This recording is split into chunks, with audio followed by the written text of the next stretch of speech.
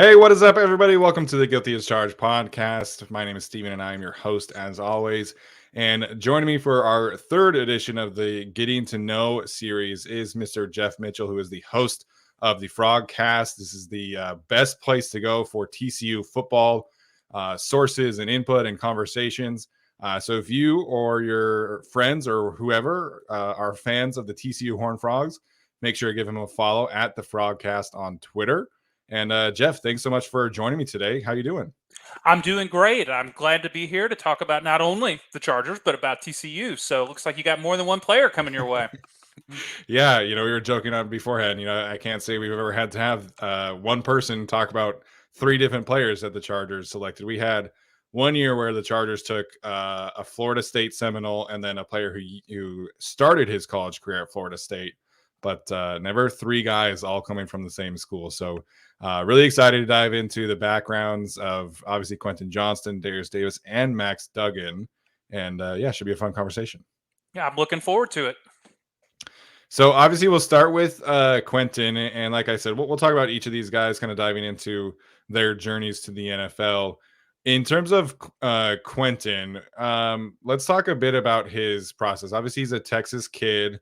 When he was being recruited out of high school, was TCU always considered the favorite? Were they kind of a dark horse who made a late push? Can you give us a little background on his decision to ultimately choose TCU? Quentin comes out of Temple, Texas, and there's this entire corridor basically from DFW down to the north edge of San Antonio that if you got the top 22 recruits out of there, you could build a team that went to the playoffs every year. So he comes from a hotbed. Temple is an outstanding high school program. And, within 40, 50 miles of where he is, you could put together a Division I team that would be competitive, let alone up and down the 35 corridor spine. Quentin Johnston was committed to Texas all the way up to right before National Signing Day. They had a change in staffing right before signing day with the wide receiver coach. And TCU had stayed in active conversation, had been working the whole time to, kind of be an option, with recruiting, which is different than the NFL. Even if they commit to another team before signing day, you keep your staff on it, you stay in contact, you keep getting in touch with mama. And the Johnston family really liked TCU. And so when that change was made, I think it was going into Tom Herman's last year as the head coach at University of Texas. Johnston wasn't happy with that change, and TCU had been there the entire time.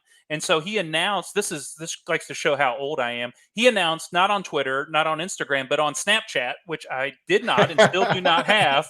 And the guy that runs our website, Jeremy Clark, had texted me and said, do you know what Snapchat is? Can you help us get, and this guy lives and breathes in recruiting and keeping up with high school students and communicating with them. So Quentin Johnston could have been and was going to be a Texas Longhorn. And one of the other stories that came out leading up to the Fiesta Bowl was that he seriously considered leaving after his sophomore year to go to the University of Oklahoma. And so it was a live option, especially with the transfer portal now where recruiting continues once a young man is on campus, especially a man of Johnston's caliber. TCU obviously had a huge staff turnover. The head coach that had recruited him, Gary Patterson, had been relieved. They were bringing in an entire new entire new offensive staff, but they did keep Malcolm Kelly, who was this wide receiver coach who had been an All-American at Oklahoma. There's a famous rap video of him back, I think, in 07 and 08 for us olds. And they kept Doug Meacham. And those were two of the wide receiver coaches that Johnston had a good relationship with. And the recruiting that continued, even after he committed to Texas, stayed active. And the Frogs were able to land him, and they were able to keep him even after Sonny Dykes came in and Garrett Riley to came in and take over the new program that made a run to the national championship game. Man, lots of great background information. Obviously, we've done our Washington State and USC interviews already, so our listeners hopefully are aware with the great work that 247 Sports is doing with recruiting stuff. So you mentioned his decision to ultimately stay, and obviously TCU, reaped the benefits. I think him as well had a great season. What was the conversation around how would Sonny Dykes maybe kind of help take Quentin's game to the next level? I think it's because of Sonny's track record producing great quarterbacks. Mhm. Sonny has put quarterbacks that have thrived in college football, as well as those that have gone on to the NFL, even in his time in Cal, which I don't think anybody talked about, is just this, magical run in the Pac-12. Sonny produces good quarterbacks, and good quarterbacks make wide receivers go from good to great. And so I think the pitch was with Sonny, he's obviously keeping Kelly and keeping Doug Meacham that he had a good relationship with, but he's like, I'm going to take a good quarterback, and we'll get to Max in a minute, but he took a good quarterback and can turn him into a great quarterback. And obviously, the worst kept secret was everyone knew Johnston was going to go pro after this year. He left after his third year. If the Frogs had, played for the national title, or the Frogs had gone 6-6, Quentin was going to go pro. So if you're going to go pro, might as well stay with a program that has served you well, off the field, which, TCU had a great relationship with the family. He's clearly thrived at TCU, but being able to bring Sonny in, that was a quarterback guru, and Garrett Riley, who's now the offense coordinator at Clemson, but also had a good track record of not only having a great scheme, but the wisdom in college now is finding, all right, who do we have? And then how do we make that work? And obviously they used the strengths that Quentin Johnston had. Get the ball downfield and get the ball to him quick. He's great with catching the ball with his back to the defender. I'm sure you've seen numerous highlights of he catches it, fakes one way, spins the other, and next thing you know, he's racing down the sidelines untouched. I think all of that, with an opportunity of with a roster that was clearly loaded coming off of a terrible season, convinced him to stick around even after the transition. Yeah, absolutely. You mentioned his skill set. I think it's a skill set that the Chargers desperately needed, and that ability to do both of those roles, right? I think I was talking on our show, my favorite stat about Quentin Johnston is that when he was a freshman, he averaged 8.9 yards after the catch, and his average depth of target was like 19 yards. Yes. And then this past season, it stuck at 8.9, but his average depth of target this year was like 12.5. Mm-hmm. Yeah, his ability to what to do with the ball gets in his hands is when he's most dangerous. And so it doesn't really matter what kind of route you're putting him on. You feel really confident about what he's going to do, whether he's running a quick hitch or, throw the ball deep and see what Quentin's can do. Anywhere in between there, he's able to catch it, and he's able to do something once he catches it. Yeah, absolutely. Obviously the video of him talking about his mother retiring went viral after he got drafted, and rightfully so. How do you feel like the family was embraced by TCU? Do you think that was, you talked a little bit about the coaching staff, but do you think that Quentin's role in the community kind of lined up with that same mentality? I think Quentin's role in the community clearly, matched up and was able to thrive there at TCU. As a guy that, has his nose around recruiting all the time, the guy that lives and dies with message boards. I think I'm allowed to say through my tenure, some of these guys are just straight up hot dogs and prima donnas. Quentin Johnston has, perhaps one of the most humble postures towards life, considering the status that he had, being one of the highest rated recruits in the country and come to TCU as a freshman. He never let that go to his head. Now, he was confident, and if you wanted to talk trash on the field, he would talk it back. But that's not the same as being a guy that just puts his hoodie on, goes to class, signs every kid's autograph. Quentin Johnston was a fan favorite, not of just, a bunch of dudes like me cheering them on, but 14-year-olds that he always stuck around to give autographs and pictures to. And so his relationship with the student body, which is not huge, TCU is not a huge state school. Sure. So there's an intimacy with the student body.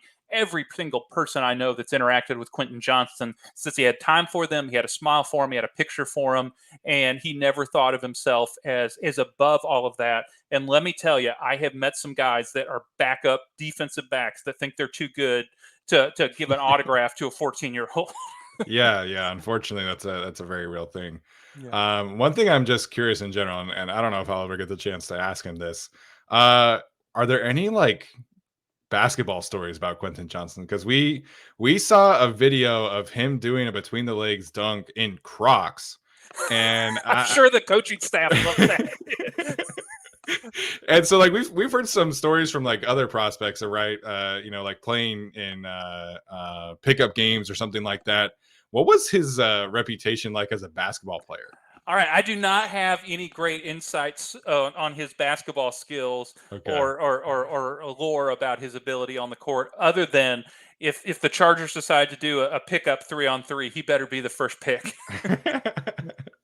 I think it's safe to say that he'll be one of the top considerations for sure. Yeah, Yeah. when I saw that video of him doing it between the legs dunk and Crocs, I was like, okay, this guy's built different. He's just a nickel short of 6'5", and obviously the guy can jump, and his wingspan is insane. Yeah, absolutely. So I always like asking this question, especially because of the guys like Quentin, right? Would you say it's a fair assessment that Quentin exceeded expectations as a football player at TCU? The thing with Quentin is he exceeded expectations, but those expectations got exceeded in just a few moments. Mm. And so, he had a game, had a touchdown against the University of Texas that iced the game, that moved the game from 10-0 to 17-0. He exceeded expectations by winning the Fiesta Bowl. Kind of, there was that, if you watch that game, there's that moment where TCU has a lead and Michigan is fighting back, and you feel, I was in the stadium, I felt the momentum shrinking from TCU. So what does Quentin Johnston do? 3rd and long, takes it to the house, 78 yards, and just puts a dagger through the heart of Michigan fans, which I will talk about until the day I die. And so I think the expectations were exceeded, not because he was a first-round pick, not because, almost 9 yards after the catch, but that he took a good program to heights that they had bumped up against numerous times, but it never knocked through. And he did it in a year that nobody predicted it. And so Quentin Johnston will be remembered forever on just 2 or 3 plays. And I don't want to say that should outshine an amazing 3-year career, but if the Frogs went 7-5 and he still got picked up in the first round, it would have not met the expectations that clearly, lighting up Michigan numerous times in the Fiesta Bowl in the semifinals was able to accomplish. Yeah, absolutely. I really like the way that you phrased that. So I think it's also a good segue here because Darius Davis was on a Chargers podcast recently and said he would describe his game as a party starter. So we had Quentin Johnston as the guy who's maybe a bit of the closer. Maybe Darius Davis is the party starter. What was Darius's background, coming to TCU? I don't think, at least to my knowledge, that he wasn't as highly touted as Quentin. So what was his process arriving at TCU like? All right, so Quentin was a highly rated 4-star. Just depending on the year, he could have been a 5-star, just in terms of the way the numbers shook out. Darius Davis was a 3-star recruit out of the state of Louisiana. And for those of us that live and die with recruiting, we acknowledge there is just something different about Louisiana kids. I think they have the highest per capita of players in the NFL. There is just something about the fight inside of a Louisiana kid. So Darius Davis was a track star in high school and I think he won the state championship in the 200-meter dash in Louisiana. He is clearly a freak player with speed coming out of high school. And so the Frogs were excited to land him, but it wasn't like the fanfare when they landed, like when they landed Duggan or when they landed Quentin Johnston, who were both highly rated 4-stars that were at the national camps and all that kind of stuff. But when you had a kid with that kind of speed from a state that produces that kind of player, you knew that he had the potential to do something that could obviously thrive at the Power 5 level. No one thought Darius Davis coming in was going to be the workhorse or be the guy that you're going to, all right, it's 3rd and 7. We know it's going to Darius Davis. But like you said, he gets the party started. I go back to the Texas Tech game this year. Frogs go out, stick Texas Tech, make them punt. Right away, first thing Darius Davis does is take a punt return to the house. And it just sets the tone for a game, that he knows how to utilize that speed on the field in space like few players for TCU have since Jeremy Curley, who had a long NFL career, not only as a wide receiver, but made a lot of money returning kicks. Yeah, absolutely. And I know, obviously, I don't know if you can see my signs behind me. I went to the University of Utah. So there's a strong, history between Utah and TCU. And I know, much like Kyle Weddingham, Gary Patterson is a big, advocate for special teams. And I'm sure that was a big reason why Darius Davis was so effective, is because Gary Patterson knew exactly which kind of buttons to push on special teams. I think Jeremy Curley threw a touchdown pass in the 2010 TCU game at Utah. That was that sounds about right. Yeah, that was We'll just move. We'll call it even. We should have won the '08 game and we didn't. But man, that 2010 game was one of the best beatdowns I've ever seen. Yeah, it was not fun. It was not fun for me. I can imagine. So what kind of role did Gary Patterson have in Darius Davis's career? Because like I mentioned, he was a very well renowned special teams coach, aside from obviously everything he did on the defensive side as well. Well, Darius Davis was on the field early, right away as a freshman. And, I think we can say all this now. He did not have good hands his first year. Like, there were numerous plays where it's just drop, drop, drop, wide open, setting it up for him to get the ball in space on a short hitch. His hands made a big leap, basically from his freshman year, improvement all the way until his junior year. And so Davis came in and got on the field right away, but no one thought there was this convergence of his speed as well as his ability to catch the ball in space, catch the ball while moving. And there was, everything, basically everything 2018, 19, 20, 21 was a lot of chaos on the offensive side of the ball for TCU. Every TCU fan will tell you that was the low watermark of the Gary Patterson era. And so he didn't have a whole lot working for him. We'll talk about that with Max. We didn't have consistency of offensive coordinator. No one knew what the Frogs were trying to do on offense. And I think Darius was kind of, not only because of his inability to catch the ball early on, he was kind of a victim of all of that. One of the things Davis that we need to acknowledge coming to talk about his impact potentially at the next level, he's a fifth-year player, and in some ways he was kind of a fifth-year contributor. He had that COVID year. He came back. Tay Barber, who was another wide receiver for the Frogs that caught a touchdown pass in the Fiesta Bowl, they were both five-year players that had that extra COVID year of eligibility. And I think both of them, but specifically here for our conversation, Darius made the most of that. He would not have been drafted last year. He would have been an undrafted free agent, and everybody would have said, let's see what we can do to get him to return kicks. But that fifth year, with the convergence of the offense that finally had some sense of direction, being able to catch the ball as well as return kicks, put him where he's at. So the returning kicks thing was the new thing for him this year. No, catching the ball and being a centerpiece of the offense, I would argue, was and being able to catch the ball on more than go deep and hope that the safety in from the slot and hope that the safety trips. Yeah, because it's funny you mentioned that, because like I watched Darius Davis on film, right, and I see like a solid receiver, like I've talked about on our show. I feel like he's a kind of player that could down the road push for some legit receiver snaps. And there's a play, I want to say against West Virginia, where he runs kind of a post corner route and he flips the guy around and then he beats him after the catch too. So it's interesting, like our perspective as somebody who watches just the 1 year usually, unless it's like I watched 2021 and 2022 for Quentin. But for a guy like Darius, like I'm not going to go back and watch 2021. I understand. So that's why I like to hear about the kind of growth that you guys see on a year-to-year basis from a player like Darius. Yeah, I saw a lot of growth in terms of his route running, and I saw a lot of growth in terms of his ability to catch the ball and be able to catch the ball with his hands and catch the ball in his hands with his hands on the run. That made astronomical leaps over the last year or so. That's great. Love to hear that. What was his role as a leader? Was he the special teams captain, or what can you say about Darius in the locker room at TCU? I think in terms of locker room, a couple of things that contributed to his ability to be a leader, whether he was a captain or not. 5 years in the program, he was never a knucklehead.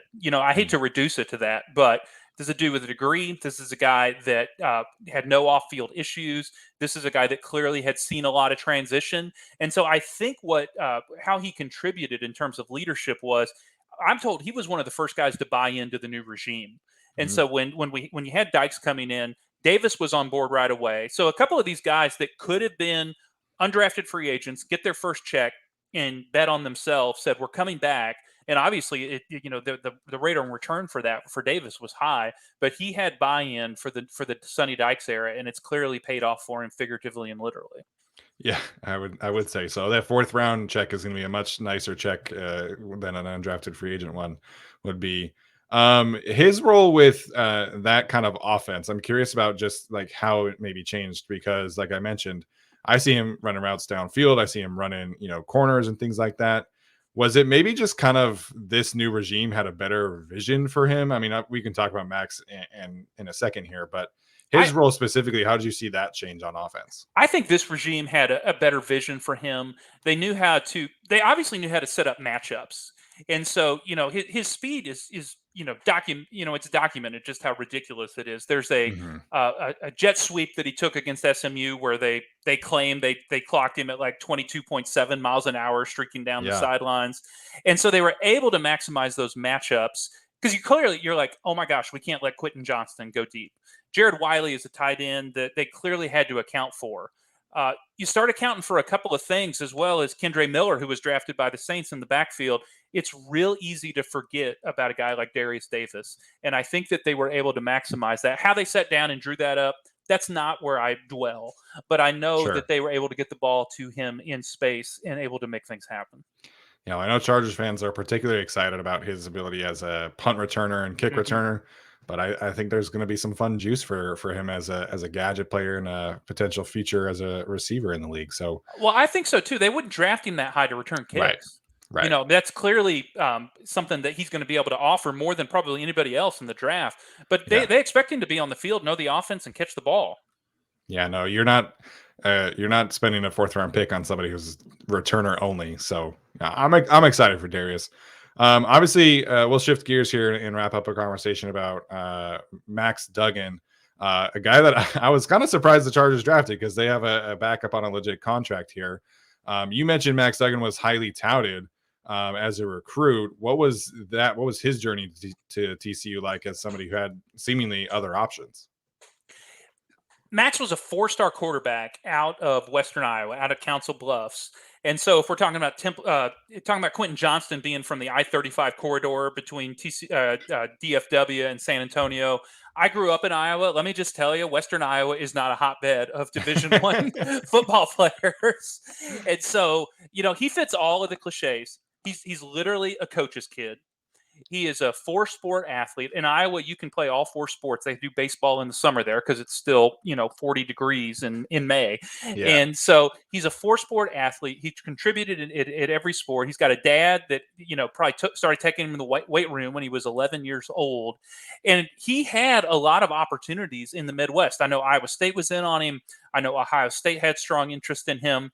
One of my favorite stories I picked up after the Fiesta Bowl was Iowa wanted him, and he's like, "I'm sorry, I want to go to a program that values quarterbacks, that throws the football. yes, that throws the football and runs more than a fullback sweep, or Yeah. whatever that Iowa offense is." So it's from that he clearly has skills. He's clearly he has in some ways is an athletic freak. But the downside of being a four-sport athlete, and I always encourage kids to be multiple sport athletes, is that you don't get that time to really focus on this one thing. Right. You don't get that chance to go to every passing academy. You don't in Western Iowa the access to all the things that kids in big cities have. We got trainers. We got 7-on-7 with the entire state that shows up at College Station for a 7-on-7 weekend where if you go scroll around, you can run into 40 Power 5 kids in 10 minutes. Yeah. Max didn't have any of that and still was highly touted, four-star quarterback, committed to TCU, and was the starter basically from the get-go on campus his freshman year. Yeah. I mean, you talk about very different, like in terms of draft stories, right? But like Justin Herbert was a 3-star or was a 3-sport athlete up in Oregon, and he didn't do any of the, passing quarterback stuff. And then people are like shocked that a guy like that can improve as a passer. Like Yes. it's just, every player has these kind of journeys, but I think as NFL draft fans, we tend to forget that these players can still improve once they get to the league. Yes, they can improve. They can improve in college. Let's be honest. Max got drafted off of 1 year. He played for 4 years and he got drafted off of his senior year, Heisman Trophy runner-up. Mhm. But he obviously will continue to have an opportunity to grow and figure out how to contribute as his early years in the NFL. Yeah, absolutely. I know probably most people are a little familiar with his story in terms of overcoming the health challenges that he was dealt with. How did you see maybe the team kind of rally around him while he was, and maybe you can kind of dive into a little bit about his health challenges as well. Well, from what I understand, were running COVID screenings on hearts especially for people that had COVID and they were trying to stay on top of that, especially when we were at the beginning of the pandemic and you don't exactly know what's going on. Yeah. And they found a heart issue that required surgery right away. And the team rallied around him. First game of the season, he sits out the first half because he hasn't been able to practice at the pace. And he goes out there in the second half and almost leads the Frogs back to a victory against an Iowa State team that played for the Big 12 title and beat Oregon in the Fiesta Bowl. Mm-hmm. So the team rallied around him. But that's just kind of a great illustration of who Max is. Oh, I had heart surgery. What's the pace that I can return back to get into the game? I know people told me he was real frustrated and get the start in the opening game against Iowa State in 2020 because he thinks they could have won the game if he'd have played the whole game. Yeah. And then obviously, his senior season didn't exactly start off, on a great note either. Mm-hmm. How do you feel like him being not benched because he didn't start the season, right? But like, how do you feel like him being demoted really maybe kind of brought the best out of him? Everything I had heard leading up to the opening weekend against Colorado in 2022 was Max has improved and Chandler Morris, who's going to be the starting quarterback for TCU this year, has won the job. And that Max had an opportunity to maybe step out or find a way to preserve that year, and that he bought in even more. Now, here's the thing about Max Duggan. Morris outperformed him all through the summer and earned the starting job.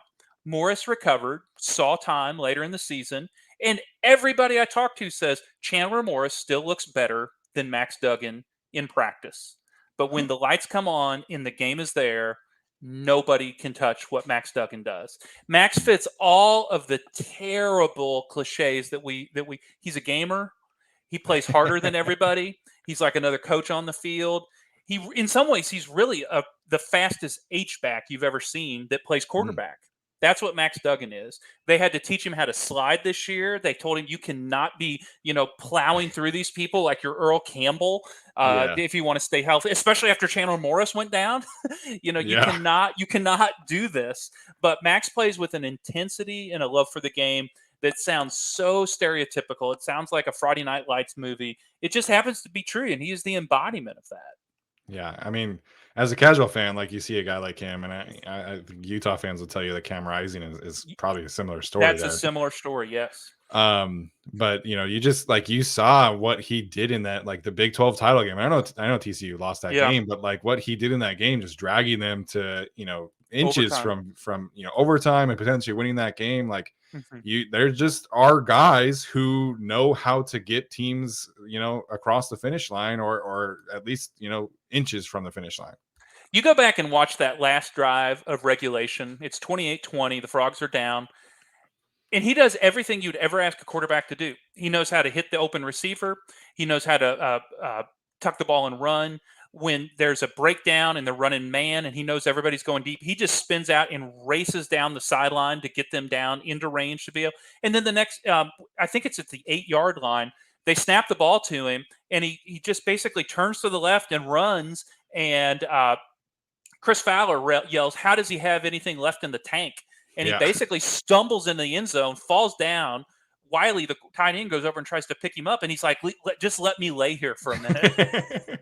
Give me a second. Give me a second. And then he comes out and hits the open tight end, Wiley, on a 2-point conversion to tie the game. So it's safe to say Max Duggan is going to have a lot of fans for a long time in the TCU program. Yes, he will have a lot of fans for a long time inside of the TCU program. He had that chance to come back. He had a COVID year if he wished to come back. Left after 4 seasons, but as we like to say, that man will never buy a beer again in Tarrant County, Texas. Yeah, love to hear it. Well, Geoff, this has been awesome, man. A lot of great information on all these guys.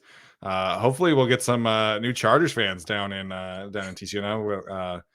Three guys kind of unprecedented. You had Charger fans when LaDainian Tomlinson played there. I was watching the Chargers all the time when LT was playing. That's the reason why I'm a Chargers fan, man. I mean, I grew up in Utah, and not a lot of Chargers fans in Utah. It's mostly Broncos fans, Cowboys fans, but that LT guy was just different on Sundays, and he made a lot of Chargers fans will tell you that LT is the reason they are Chargers fans. Absolutely. So yeah, guys, listening, if you, like I said, if you're a TCU fan or if you know a TCU fan, make sure to send them Jeff's way. He does some great work covering the Horned Frogs. Jeff, looking forward to it, man. Hope maybe the Utes and Horned Frogs will be conference mates again sometime down the road. At this point, it's highly likely, even though I have no clue what's going to happen. But I don't think anybody does, man. We keep on hearing like, oh, Pac-12 media rights are around the corner. I know. I would, there was a day that I wished like the 8 best teams in the Big 12 and the 8 best teams in the Pac-12 would kind of create a 16-team league. I would love for Utah, Oklahoma State, TCU. Those would be great games every year. Yes, every year. 100%. Yeah, 100%. Would love to see that. Well, if we come across that road sometime, I'm sure we'll have some more conversations. But Jeff, thanks again, man. And like I said, Charge fans, go check him out. And if you're a TCU fan, I don't know what you're doing. Go follow him. All right, Jeff, thanks so much, man. Thanks so much. Great to be with you.